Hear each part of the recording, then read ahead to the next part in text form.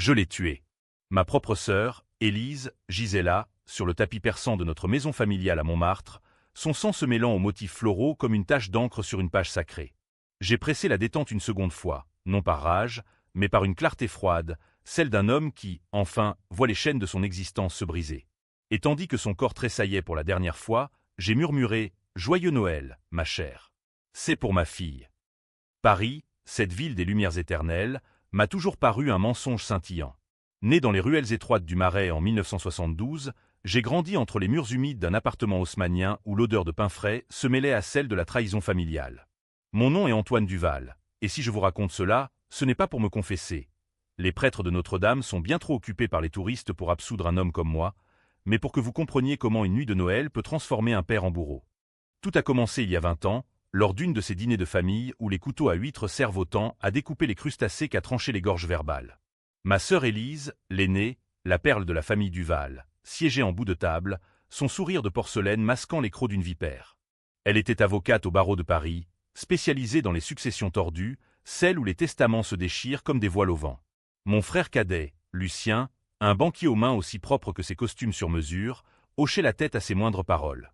Et nos parents, ces reliques du vieux monde, papa avec son cigare éternel et maman avec ses perles clutchées comme un talisman, les adulaient comme des dieux mineurs. J'étais le vilain petit canard, le raté qui avait osé aimer une femme hors caste, Isabelle, une immigrée algérienne aux yeux de braise et au rire qui faisait fondre la neige sur les toits de Belleville. Nous nous étions rencontrés lors d'une manif pour les droits des ouvriers en 1998, elle avec son mégaphone, moi avec mon appareil photo usé. Notre amour était un scandale ambulant. Un arabe dans la famille Duval, avait sifflé Élise un soir, ses lèvres peintes en rouge sans pincer de dégoût. Mais Isabelle était enceinte, et malgré les murmures, j'avais tenu bon. Notre fille, Aurore, naquit un matin de printemps pluvieux, ses pleurs résonnant comme un appel à la révolte dans la maternité de la Pitié-Salpêtrière. Les années passèrent en un tourbillon de compromis amers. Isabelle travailla comme aide-soignante, moi comme photographe freelance, chassant les ombres des rues pour payer les factures. Aurore grandit, une fleur sauvage aux cheveux noirs comme la nuit parisienne, avec les yeux d'Isabelle et ma mâchoire carrée. Elle était brillante, curieuse, dévorant les livres de Victor Hugo et les films de Godard sur notre vieux magnétoscope. Mais la famille, oh, la famille Duval la tolérait à peine. Elle n'est pas des nôtres, chuchotait maman lors des repas, ses yeux glissant sur Aurore comme sur une tache sur la nappe. Élise, pire encore, la traitait avec une condescendance sucrée, lui offrant des jouets hors de prix qu'elle brisait ensuite par accident, feignant l'innocence. Le premier coup de poignard vint en 2010, quand papa mourut d'une crise cardiaque lors d'une partie de bridge au cercle de l'Union interalliée. Son testament, rédigé par Élise elle-même, nous déshéritait, Isabelle et moi, au profit d'un fonds pour préserver l'héritage Duval. Aurore, alors 8 ans, n'eut même pas un sou. C'est pour son bien, m'avait dit Élise, ses ongles manucurés tapotant le bureau de notaire comme un métronome funèbre. Une fille comme elle. Mieux vaut qu'elle apprenne l'humilité. J'avalai la pilule, pour Aurore, pour Isabelle qui dépérissait déjà sous le poids du cancer qui la rongeait. Isabelle partit 2 ans plus tard, emportant avec elle la lumière de notre foyer. Aurore, 10 ans, me serra contre elle lors de l'enterrement sous la pluie battante du père Lachaise, et murmura « Papa, pourquoi ils noyissent ?» Je n'eus pas de réponse, pas encore. Mais ce jour-là, une graine de haine germa en moi, noire et tenace comme la terre de ces cimetières parisiens. Les dîners de Noël devinrent un rituel de torture. Chaque 24 décembre, nous nous rendions à la maison familiale de Montmartre, ce manoir victorien perché sur la butte, avec ses cheminées fumantes et ses vitraux qui filtraient la neige en éclats de rubis. Aurore, habillée de sa robe rouge usée, s'asseyait en bout de table, invisible. Lucien racontait ses conquêtes boursières, Élise ses victoires judiciaires, et maman servait le foie gras en évitant nos regards. Papa n'était plus là pour tempérer, et moi, je buvais du Bordeaux jusqu'à l'oubli, serrant la main d'Aurore sous la table. Cette année-là, 2024, tout bascula. Aurore avait 16 ans, une adolescente aux rêves trop grands pour notre appartement exigu de Bastille. Elle avait passé des mois à préparer un discours pour l'école, un plaidoyer sur l'inégalité raciale en France, inspiré par les émeutes de 2005. Fier, je l'avais encouragée. Mais Élise l'a pris. Comment ? Ses antennes de commerce s'étendaient jusqu'au couloir des lycées parisiens. Lors du dîner de Noël, alors que les bougies vacillaient sur la bûche de Noël, elle frappa. « Aurore, ma chérie », dit-elle d'une voix mielleuse, son verre de champagne levé comme une épée. « J'ai entendu parler de ton petit projet à l'école. Accuser la France de racisme ? Dans la famille Duval ? C'est Pathétique. Le silence tomba comme une guillotine. Aurore rougit, ses poings serrés sur ses genoux. Tati, ce n'est pas, balbutia-t-elle. Élise l'interrompit. Non, écoute-moi. Tu n'es pas une Duval. Ta mère était une opportuniste, et toi, son erreur. Tu n'es pas la bienvenue ici. Va passer Noël dans ta maison vide, avec tes fantômes arabes. Les mots tombèrent, lourds, empoisonnés. Maman hocha la tête, Lucien ricana dans son col. Je bondis, renversant mon assiette de dinde. Élise.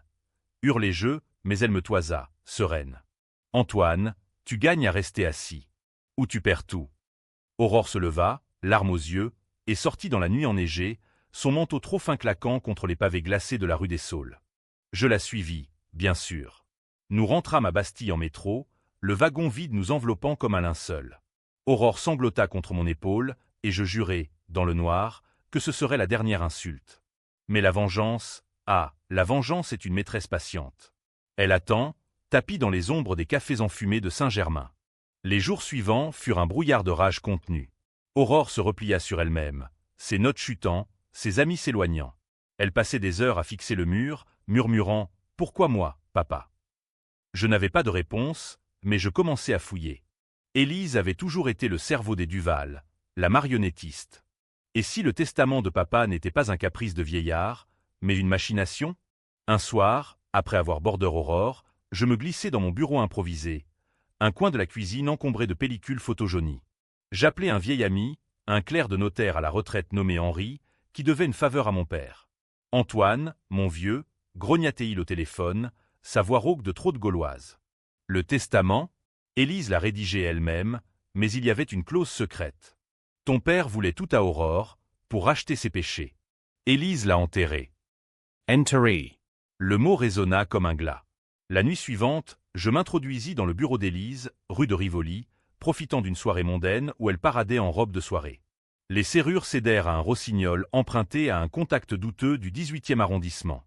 Dans son coffre-fort, derrière un faux-monnaie, je trouvai les documents.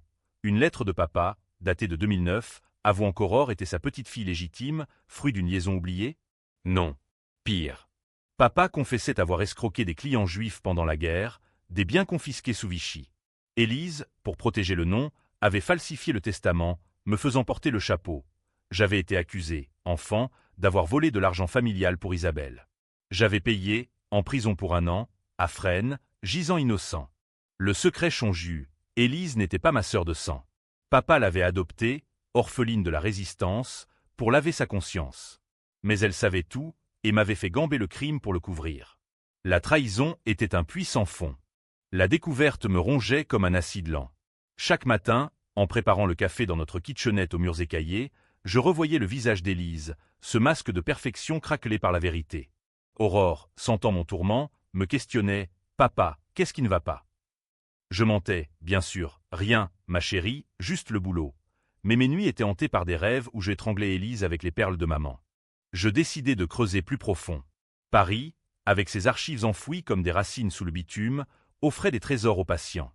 Je passais des journées entières à la Bibliothèque nationale de France, sous la verrière du site François Mitterrand, fouillant les registres jaunis des adoptions post-guerre.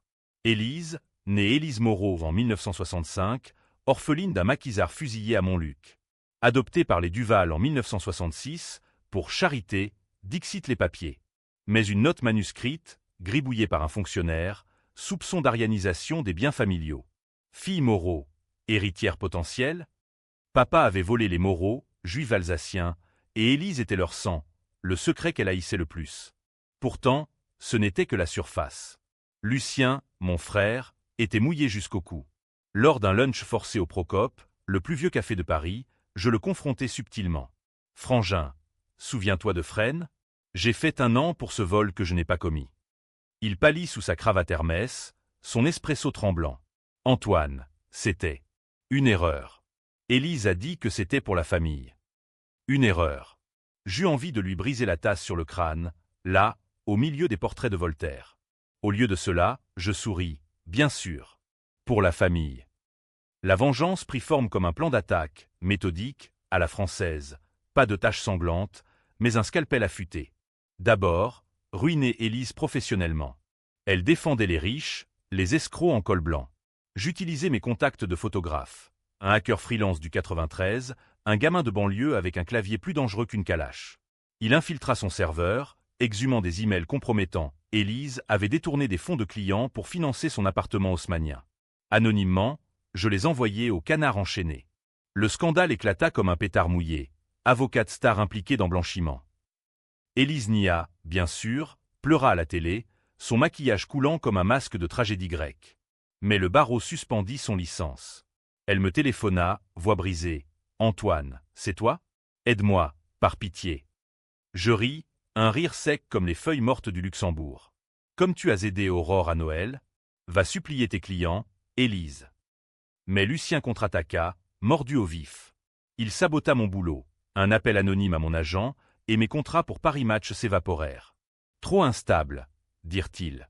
Aurore, sentant la tempête, se fit plus discrète, mais un soir, elle me surprit en train de détruire une photo de famille. « Papa, arrête. Ils ne valent pas ça. » Ces mots me transpercèrent, mais la rage était un feu qu'aucun éteignoir ne pouvait dompter. Le twist familial surgit lors d'une confrontation au cimetière du Montparnasse, sous un ciel de plomb. Maman, affaiblie par l'âge, m'avait convoqué près de la tombe d'Isabelle. Élise et Lucien étaient là, ombre funèbre. « Antoine, » croit sa maman, son voile noir flottant, « Élise n'est pas ta sœur. Mais toi, tu es mon fils bâtard. Papa t'a reconnu par pitié, après ton affaire. » Le sol se déroba. J'étais le secret, l'enfant illégitime d'un amant de maman, un ouvrier syndicaliste fusillé en 68. Papa m'avait élevé pour expier, mais Élise, apprenant cela, m'avait fait porter le vol pour me discréditer, gamber le bâtard, effacer la tâche. La révélation me frappa comme un coup de butoir. J'étais l'intrus, et Aurore, ma fille, portait le sang maudit des Duval. « Tu as tout su » hurlai-je à Élise. Elle ricana. « Et alors? La famille, c'est ce qu'on forge, pas ce qu'on est. Tu n'as rien. » Lucien hocha la tête, complice. Maman pleura, mais trop tard. Ce soir-là, rentrant à Bastille, je trouvai Aurore en sanglots, une lettre à la main. Élise lui avait écrit « Reste loin de nous, petite bâtarde. Ton père est un menteur, comme ta mère. » La graine devint tempête. Je jurai sur la tête d'Isabelle, il paierait. Ma première frappe fut subtile, empoisonner les relations. J'invitai Lucien à un apéro au caveau de la Huchette, jazz en fond, absinthe verte comme un serpent. Ivre, il avoua, Élise planifiait de vendre la maison de Montmartre, effaçant notre histoire. J'enregistrai tout, le balançai à un journaliste du Monde. Fratricide immobilier, les Duval se déchirent. Maman fit une syncope, hospitalisée à l'Hôtel-Dieu. Élise riposta, vicieuse. Elle contacta les services sociaux, alléguant que j'étais un père négligent, accro à la rancune. Une assistante vint à la maison, inspecta nos murs nus, nos repas frugaux. Aurore, protectrice, mentit pour moi, papa est le meilleur. Mais le doute s'insinua. Étais-je en train de détruire ma fille pour venger le passé? Les nuits se firent plus sombres. Je marchais le long de la Seine, les lumières des ponts se reflétant comme des lames. Paris, ma ville, me trahissait elle aussi, indifférente aux âmes brisées. Un soir, sous le pont des Arts, je croisai un vieil amant d'Élise, un juge à la retraite. Elle est toxique, Antoine. Elle m'a ruiné pour un caprice. Il me donna un dossier. Élise avait falsifié des preuves dans une affaire de corruption impliquant Lucien. Le plan s'affina. J'allais les faire tomber ensemble, les lier dans leur propre toile. Mais Aurore, elle devint mon ancre et ma faiblesse. Papa, et si on partait? À Marseille ou en Algérie, comme maman rêvait. Ses yeux imploraient, mais je secouais la tête. Pas encore, ma puce. Ils doivent payer d'abord. La tension montait, un crescendo wagnérien dans l'opéra de ma vie. Élise, acculée, proposa une trêve, un dîner de famille, pour Noël suivant. Pour maman, supplia-t-elle. Je refusai, mais feignis l'hésitation. En vérité, je préparais le coup fatal, un piège où leur avidité les noirait.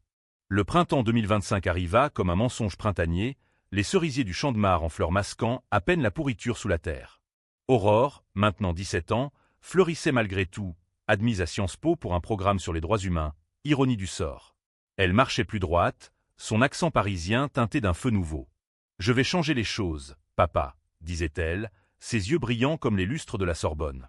Moi, je pourrissais de l'intérieur, mon appareil photo abandonné, remplacé par un carnet de notes où je traçais les fils de la toile. Élise, blessée mais pas morte, contre-attaqua avec une férocité de chatte sauvage. Elle lança une rumeur. J'étais un radical, un père qui radicalisait sa fille contre la France. Des articles anonymes dans Valeurs Actuelles me dépeignirent en terroriste domestique. Mes voisins de Bastille, ces bobos tolérants, commencèrent à murmurer derrière leurs volets. Un soir, des jets de peinture sur notre porte. Bâtard dehors. Aurore pleura, non de peur, mais de rage. Ils ont peur de nous, papa.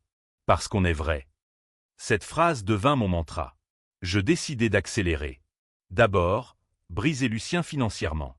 Mon hacker du 93, prénommé Karim, infiltra ses comptes chez BNP Paribas. Pas un vol, trop vulgaire, mais une fuite orchestrée. Transactions douteuses vers des paradis fiscaux, pot de vin pour des fusions hostiles. Le fisc frappa comme la foudre, perquisition au petit matin rue de la Paix. Lucien, arrêté en pyjama de soie, hurla mon nom au commissariat du 8e. C'est Antoine. Ce fumier. Élise, sentant le vent tourner, vint me voir incognito, déguisé en bourgeoise anonyme dans un café de l'île de la Cité. Trêve, Antoine. On partage la maison de Montmartre. Maman veut la paix. Ses yeux, rougis par l'insomnie, imploraient. Je feignis la compassion, peut-être. Mais d'abord, admets tout. Le testament, le vol, Aurore. Elle hésita, puis cracha. Tu n'es rien. Un erreur de jeunesse de maman. Papa t'a toléré pour son image. Et Aurore? Une tache sur notre lignée. Le venin coula, et je souris intérieurement. J'avais un enregistreur dans ma poche. La fuite de l'enregistrement fut un chef-d'œuvre, posté sur un forum anonyme, relayé par le Figaro en mode scoop familial. Secret des Duval, racisme et faux-semblants. L'opinion publique s'enflamma, débats enflammés sur CNews, pétition en ligne pour Aurore. Elle devint une icône malgré elle, interviewée par France Inter, ma tante dit que je ne suis pas française. Mais Paris est en moi, comme le sang de ma mère. Élise, traquée par les paparazzi, se terra dans son appartement, son téléphone muet. Mais la revanche a un prix. Maman mourut un mois plus tard, d'une pneumonie aggravée par le stress, dans sa chambre d'hôpital au Gobelin. Sur son lit de mort, elle me prit la main, sa peau parcheminée comme un vieux parchemin. Antoine. Pardonne. Élise. Protège-la. Elle est brisée. Brisée? Je serrai les dents. Aurore, venue en secret, embrassa son front. Adieu, grand-mère. Élise n'apparut pas. Lucien, en liberté conditionnelle, envoya des fleurs fanées. L'enterrement au Père-Lachaise fut un cirque macabre. La pluie martelait les tombes comme des balles, et la foule, journaliste, curieux, formait un mur humain. Élise arriva en dernier, voilée de noir, soutenue par un amant bodybuildé. Nos regards se croisèrent sur le cercueil, le sien, suppliant, le mien, glacial. « C'est fini, murmura-t-elle. « Pas encore, répondis-je. Le vrai coup vint en été, lors d'une canicule qui faisait fondre l'asphalte des Champs-Élysées. J'avais tout, dossier, enregistrement, témoignages d'anciens clients d'Élise. Un avocat pro bono, touché par l'histoire d'Aurore, accepta de plaider. Affaire au pénal, diffamation, escroquerie, incitation à la haine. Le procès s'ouvrit au palais de justice de l'île de la Cité, sous les yeux de la statue de la justice, aveugle comme toujours. Les audiences furent un théâtre de l'absurde. Élise, en tailleur Chanel, pleura des crocodiles, je protégeais la famille. Antoine est un menteur, un radical. Lucien, en témoin, balbutia, c'était pour le bien commun.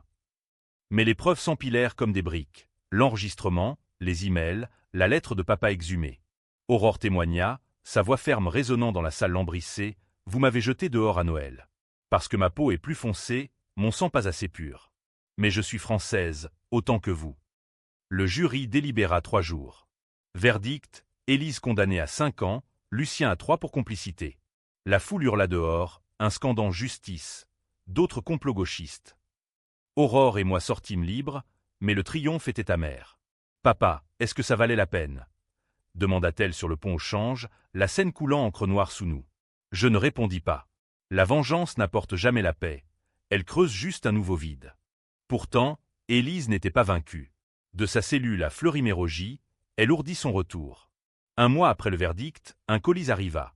Une photo d'Aurore enfant, déchirée, avec une note « Tu as gagné la bataille. Pas la guerre. Regarde sous tes pieds. » Paniqué, je fouillai l'appartement. Rien. Mais le lendemain, Aurore manqua l'école. Appel désespéré. Elle était à l'hôpital, empoisonnée, un café trafiqué lors d'une manif pour BLM. Antidote administré à temps, mais le message clair, Élise avait des pions dehors. La peur s'installa, un brouillard toxique. Je devins parano, vérifiant les verrous, changeant les routes. Aurore, résiliente, rit, papa, vit. C'est ce qu'ils veulent, nous briser. Mais je ne pouvais pas. La revanche finale se profilait, et elle serait sanglante. L'automne enveloppa Paris d'un manteau de feuilles mortes, rendant les rues glissantes comme des mensonges. Aurore se remettait, son corps frêle marqué par des cicatrices invisibles, mais son esprit, oh, il forgeait une armure d'acier. Elle s'engagea plus profondément, organisant des ateliers sur l'antiracisme dans la Maison des Jeunes de Belleville, citant Fanon et Baldwin avec une ferveur qui me rappelait Isabelle. « Papa, la vraie revanche, c'est de vivre grand », disait-elle, ses dreads noués d'un ruban tricolore. Je hochais la tête, mais mon cœur battait au rythme d'un tambour funèbre. Élise, libérée sous caution pour bonne conduite, ironie du système français, revint comme un fantôme vengeur. Elle s'installa dans un studio anonyme du 11e, mais ses tentacules s'étendaient. Des appels anonymes, des ombres suivant Aurore du lycée à la maison. Un soir, je la confrontai dans un bistrot caché de la rue Oberkampf, odeur de friture et de vinasse. « Arrête, Élise. Aurore a failli mourir. » Elle sirota son pastis, yeux mi-clos. « Tu m'as tout pris. Ma carrière, ma liberté. Maintenant, je reprends ce qui est à moi, la peur. » Elle révéla son atout, un secret plus sombre que les miens. Pendant sa détention, elle avait engagé un privé pour fouiller mon passé. Ton vrai père, Antoine? Pas un héros de 68. Un indique pour la police, qui a balancé ses camarades. Maman l'a larguée enceinte, et papa t'a adopté par pitié. Le coup porta, me pliant en deux. Étais-je fils d'un traître? Aurore, héritière d'un lignage pourri? Élise rit, imagines si aurore l'apprend. Elle te haïra. La nuit, je ne dormis pas allongé sur le canapé défoncé. J'entendais les sirènes de la place de la Bastille hurler mon nom. Le lendemain, je confirmai via Henri, vrai. Mon père biologique, un certain Raoul, avait trahi les émeutiers pour une réduction de peine. Maman, enceinte, avait fui à Deauville, et papa Duval l'avait épousée pour le scandale. J'étais une dette payée, et Élise, l'orpheline juive, avait été choisie pour racheter les péchés de papa, mais elle avait retourné la table. Le dilemme me tordait, raconter à Aurore ou l'enterrer. Elle méritait la vérité, mais à quel prix? Au lieu de cela, je doublais la mise. Avec Karim, nous hackâmes le téléphone d'Élise, message à un complice, un ex-client mafieux du Sentier, pour un accident final. Le piège se referma. Je l'ai piégé lors d'une rencontre au bois de Boulogne, micro caché dans un banc. Enregistrement en poche, je le remis à la PJ. Raid nocturne, Élise arrêtée à nouveau, cette fois pour tentative de meurtre. Le procès Bi fut un cirque médiatique, diffusé en direct sur BFM. Élise, défaite, hurla en cour, c'est lui le monstre. Il a forgé sa vengeance sur un mensonge. Antoine est un traître, comme son père. Le juge tapa du marteau, mais le mal était fait. Journaux titrèrent, guerre fratricide, qui est le vrai Duval? Aurore, forcée de témoigner, apprit tout. Dans la salle d'attente, je lui avouai, ma chérie, je ne suis pas qui je croyais. Elle pleura, puis me serra. Tu es mon papa. C'est assez. Mais la fracture était là. Lucien, sentant la faim, trahit Élise pour un deal. Il témoigna contre elle, révélant qu'elle avait manipulé depuis l'enfance, le forçant à falsifier des comptes pour couvrir ses dettes de jeu condamnées à 10 ans ferme. Élise fut traînée menottée, son empire en ruine. Lucien s'enfuit en Suisse, laissant un mot, désolé, frangin. Sauve-toi. La victoire semblait totale, mais creuse. Aurore s'éloigna, passant plus de temps avec ses amis militants qu'avec moi. Papa, ta haine nous a presque tués. Ces mots étaient un poignard. Je marchais seul le long des quais, la Seine charriant mes regrets comme des feuilles mortes. Était-ce la revanche, ou juste une boucle de violence? Noël approchait, 2025. La maison de Montmartre, vendue aux enchères pour dette, était vide, un squelette de souvenirs. Aurore insista pour y aller, fermons le chapitre. Nous entrâmes par effraction, fantômes dans notre propre histoire. La cheminée froide, les vitraux brisés par des vandales. Assis sur le parquet poussiéreux, nous partageâmes un sandwich et du cidre. « Joyeux Noël, papa », dit-elle, allumant une bougie. Pour la première fois, je sentis la paix effleurer. Mais Élise avait un dernier tour. De sa cellule, elle envoya un colis, une clé USB. Dedans, une vidéo, moi, jeune, en prison, battant un codétenu pour me défendre.